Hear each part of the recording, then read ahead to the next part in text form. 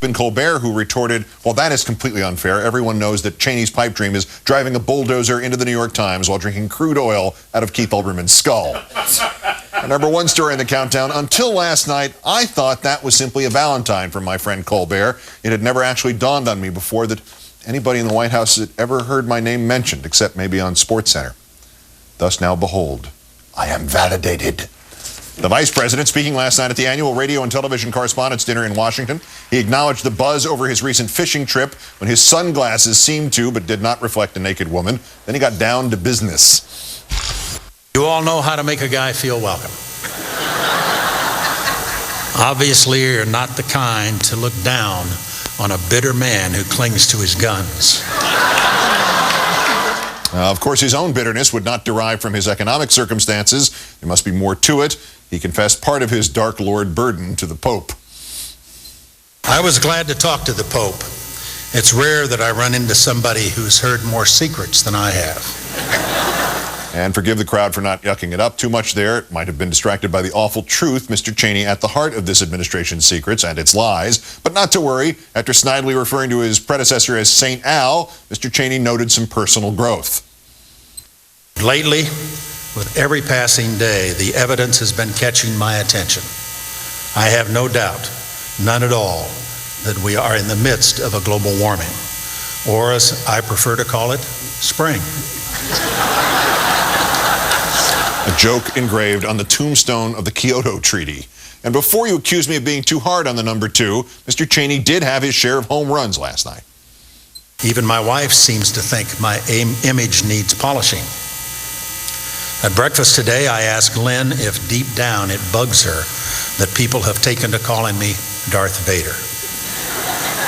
She said, not at all. It humanizes you. And Cheney modestly admitted that he is old news in this election and still craves a piece of the action. Don't worry, Dick, there's always wiretapping. The vice president also expressed sympathy for Senator Hillary Clinton's Bosnia flap. She made an honest mistake. She confused the Bosnia trip with the time I took her hunting. And he gave some advice to Senator Obama. For example, I keep telling him it's time to start thinking about a choice for vice president. He says he'll find a running mate just as soon as he's got himself a new pastor.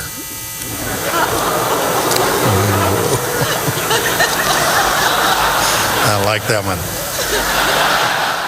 Place that man among the moderators of last night's ABC debate, and who would have known the difference? Mr. Cheney also offered a string of compliments to us in the media, including, I want to tell you that you're here in Washington because you're among the finest in your profession.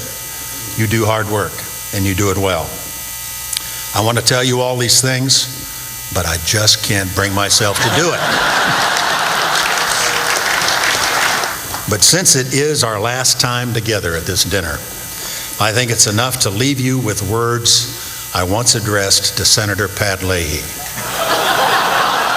No, he did not say them, but of course the sentiment was still present. Which brings us to Countdown. 5 years on, real evidence that we've made an impression, in referring to TV personality Mo Rocca. Among his other credits, Mo used to host a TV show called Things I Hate About You. I'm sure I've seen that program. Only I believe it's now called Countdown with Keith Olbermann.